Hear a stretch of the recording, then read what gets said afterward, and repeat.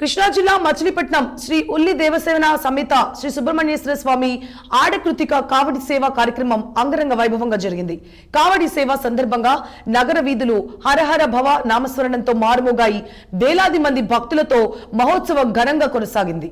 సాంప్రదాయ పసుపు రంగు దుస్తులు ధరించి వాయిద్య కోలాటాల నడుమ ఊరేగింపు తీశారు.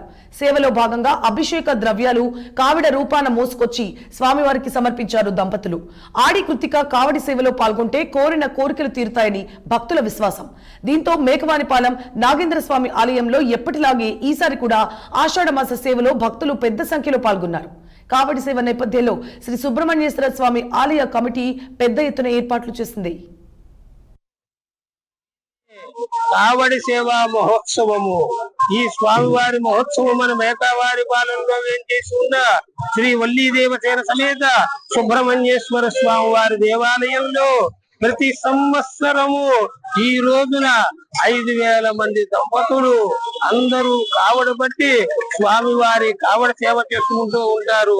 అందరినీ ఆ సుబ్రహ్మణ్యేశ్వర స్వామి వారు ఆయురారోగ్య ఐశ్వర్యాభివృద్ధి ధన కనక వస్తువాహన సంతాన సౌభాగ్య బల ఉన్నత ఉద్యోగ అఖండ విద్యాభివృద్ధి మానసిక ప్రశాంతత జన్మలగ్నేన కుజదోష రాహుదోష కేతుదోష కాలసర్ప దోషాలన్నీ పరిహారం ఉంటాయి. కావున ఎంతో మంది భక్తులు అమ్మవార్ల మీద అయ్యవార్ల మీద ఆ భక్తితో స్వామివారికి పాల కావడి, తేనె కావడి, పుష్ప కావడి, నేతి కావడి, పన్నీరు కావడి, గంధపు కావడి, విభూతి కావడి సమర్పించుకుంటున్నారు.